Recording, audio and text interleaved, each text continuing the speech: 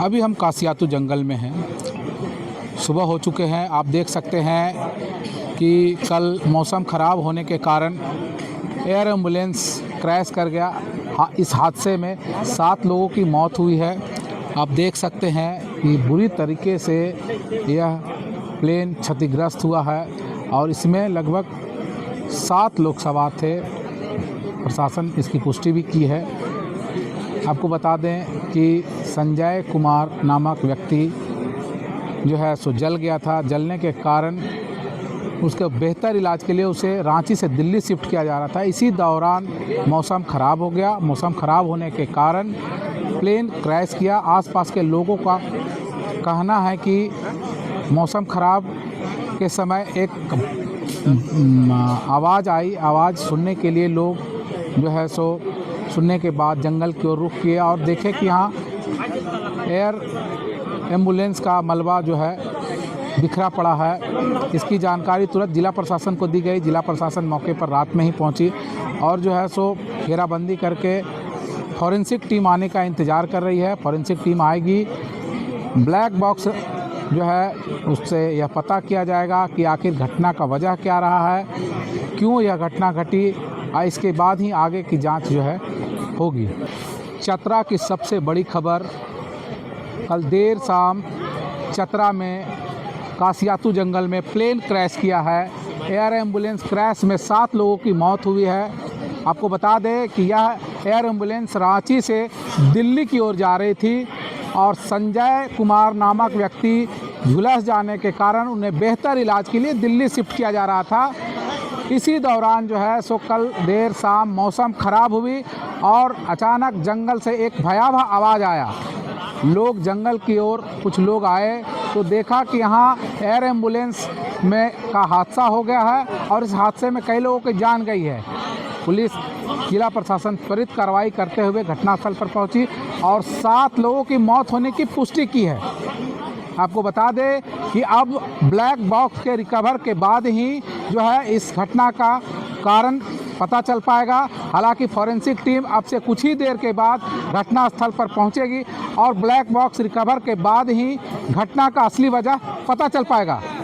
चतरा से न्यूज़ 24 के लिए संजीत मिश्रा की रिपोर्ट। देखिए, जंगल के क्षेत्र में वैसे थोड़ा हम लोगों के लिए चैलेंजिंग था क्योंकि एक्सेसिबिलिटी रोड का नहीं था और इसमें मैं थैंक्स कहना चाहूँगा एसएसपी टीम को कि उन्होंने आके तुरंत हम लोगों को हेल्प किया और रेस्क्यू में जो भी हमारे थे उनको सपोर्ट किया।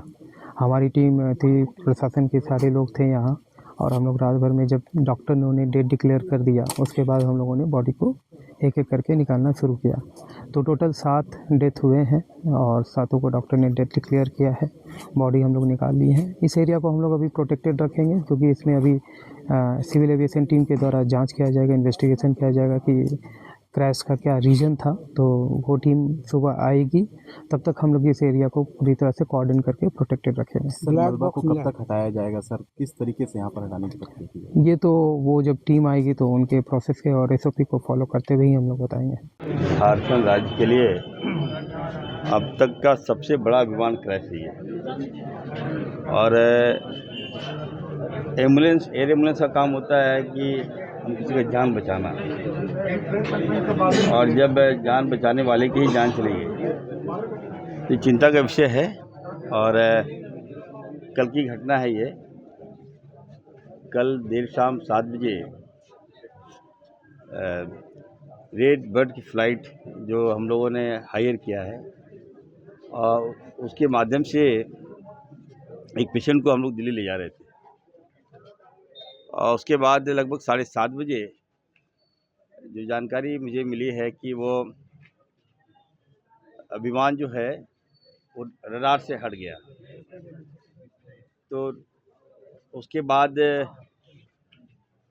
ये बातें सामने आई और फिर मालूम चला कि हम लोग जब सूचना मिली तो चतरा के एक घने जंगल सिमरिया में विमान का कुछ पार्ट मिला, देखने को मिला। उसके बाद हम लोगों ने डीपली हम लोग जब गए तो मालूम चला कि प्लेन क्रैश कर गया है। क्रैश होने के बाद जो सूचना मिली तो हमने जिला प्रशासन को लगाया, अपनी पूरी टीम को लगाया, हेल्थ की टीम को लगाया उसके बाद फिर रात भर में जो 7 लोग थे रेस्क्यू किया गया और बॉडी को हम लोग लेकर यहाँ पे आए हैं। चतरा के सदर हॉस्पिटल में हम लाए हैं उनको। अभी पोस्टमार्टम हुआ, डॉक्टर्स ने देखा और पुष्टि किया कि 7वां आदमी डेथ है। और उसके बाद अब हम लोग परिजन से भी मिले, बॉडी को हम लोग उस परिजन को सौंप देंगे। लेकिन बहुत बड़ी घटना है, आखिर इस तरह की घटना क्यों घट रही है? तो हम लगभग 400 किलोमीटर चल कर आते ही जैसे मुझे मालूम चला कि एयर एम्बुलेंस क्रैश कर गया है, तो मैं भागे आया। हमारी पूरी टीम जिला प्रशासन लगी हुई है, डीसी साहब, एसपी साहब, हमारे सांसद महोदय, हमारे विधायक महोदय, अकेला जी, सारे लोग लगे हुए हैं। रात भर से लोग जगे हुए हैं। अब ये है कि जान तो हम लोग नहीं ला सकते। लोकप्रिय मुख्यमंत्री जी लगातार हमसे संपर्क में थे और बातचीत कर रहे थे। उन्होंने कहा कि तुम जल्दी जाओ वहाँ। हम यहाँ भागे आए हैं और मुआवजा वगैरह मुख्यमंत्री जी तय करेंगे। मुआवजा बड़ी बात नहीं है, लेकिन ये चिंता ये है कि आखिर जो चार्टर प्लेन सेफ है कि नहीं है। हम लोग क्या कर रहे हैं, भारत सरकार क्या कर रही है? अभी अहमदाबाद में प्लेन क्रैश कर गया, मुंबई में चार्टर प्लेन क्रैश कर गया, झारखंड में चार्टर प्लेन क्रैश कर गया। तो ये जवाबदेही किसकी है? जवाबदेही लेनी होगी हम लोगों को। दूसरा सबसे बड़ा मुद्दा ये है कि हमारे पास झारखंड में हॉस्पिटल बढ़िया नहीं है। हॉस्पिटल के अभाव में पेशेंट दूसरे राज्य जाते हैं, और अगर हमारे पास अच्छे हॉस्पिटल होते तो हम लोग यहीं पर उनका इलाज कराते हैं। तो हम तो लोगों से मैं कह रहा हूँ कि देखिए, हॉस्पिटल मैं तो लगा हुआ हूँ हॉस्पिटल बनाने में। हमारे लोग ही विरोध करते हैं तो अच्छा नहीं लगता। अगर आज हॉस्पिटल होता तो निश्चित तौर पर ये दिन देखने को नहीं मिलता। जो लोग मारे गए हैं उनके परिवार के साथ हमारी सरकार है, और निश्चित तौर पर हम लोग जो बेहतर से बेहतर है हम लोग करेंगे। और हमने जांच का आदेश दिया है कि जब फ़्लाइट जो थी वो छोटी फ़्लाइट थी, और जब उनको मालूम था ये कि वेदर ख़राब है, तो फिर वो टेक ऑफ क्यों किया? तो होल्ड करते, वेदर ठीक होता तब फ्लाई करते। तो ये कंपनी कौन है, क्या है? मैं रांची जा रहा हूँ, उसके बाद मैं बैठक करूँगा, आपात बैठक करके।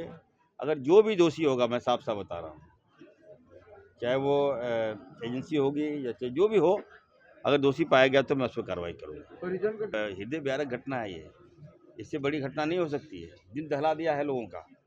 मैं उस परिजन के साथ हूँ, अभी सभी परिजन से हम मिले, तो मैंने कहा कि थोड़ा अब जो आंसू मैं खुद नहीं देख पा रहा था, तो आप लोग भी नहीं देख पा रहे हैं। ऐसे में उनके परिवार के साथ, सरकार उनके साथ खड़ी है, और जान तो नहीं ला सकते, लेकिन हिम्मत, साहस और हर संभव हम लोग मदद करेंगे।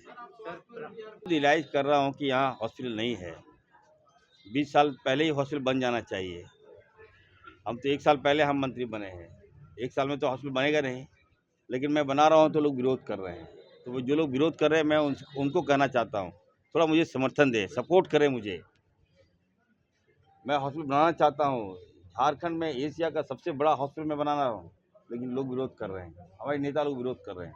तो कब तक हम लोग इस तरह की घटना सहते रहें? कब तक एक बाप के आंसू देखते रहें, एक माँ की पीड़ा देखते रहें, एक बहन के आंसू हम लोग देखते रहें? उस आंसू को रोकना चाहता हूँ मैं, लेकिन मैं चाहता हूँ कि मुझे सपोर्ट करें आप लोग। से है, देखिए, एक्सपर्ट लोग आ रहे हैं, 12:30 बजे तक दिल्ली से भी टीम आ रही है। वो लोग जांच करेंगे, उसके बाद पता चलेगा कि what is the fact, real fact क्या है। उसके बाद विल टॉक। ये आप कौन हुए? सचिन के बड़े भाई, सचिन कुमार मिश्रा उसके बड़े भाई हैं। कैसा घटना है? सचिन एयर एम्बुलेंस में बहुत ज़्यादा दिन से काम करता था यहाँ पे। फिर दूसरा कुछ महीनों पहले दूसरा एयर एम्बुलेंस में चेंज किया, और उसी में कल शाम को लगभग कोई पेशेंट को लेकर दिल्ली जाना था। हाँ, तो हमने मैसेज भी किया था 7, साढ़े 7 बजे की। उस कभी भी हम हमेशा रोज़ बात करते थे, तो मैसेज बात किए तो वो सीन नहीं किया। तो बाद में हमको 10 बजे रात कॉल आया कंपनी से, कंपनी को कॉल किए, फिर कंपनी से कॉल आया कि सचिन को ऐसा हो गया है, एक्सीडेंट हो गया, प्लेन क्रैश हो गया है। तो वो हमारे घर का बहुत आधार था, हमारे पिताजी नहीं, हमारा छोटा भाई था, लेकिन हमारे घर का मुख्य आधार था वो। अच्छा, आखिरी बार कब बात हुई थी उससे? आखिरी बार 2-3 दिन पहले बात हुई। हमेशा वो समझाता था, बहुत मेहनत करता था अपने परिवार के लिए, जीने के लिए, परिवार को चलाने के लिए बहुत मेहनत करता था। कम उम्र से परिवार के चलाने के लिए बहुत हार्ड वर्क करता था, हमसे भी ज़्यादा हार्ड वर्क करता था। कितना साल से वो कर रहे थे लगभग 3-4 साल से इस फील्ड में है, और एयर एम्बुलेंस में 2-3 साल से लगभग कर रहा था। सरकार से मांग क्या हम करेंगे, हमको कुछ समझ में नहीं आ रहा। हमारा अभी दिल दिमाग कुछ भी काम नहीं कर रहा। मेरा घर का पूरा सर्वस्वी वही आधार था। मेरा भाई सबसे ज़्यादा पढ़ा लिखा वही था, वही हम लोग को चलाने वाला था। अब हम लोग अनाथ हो गए।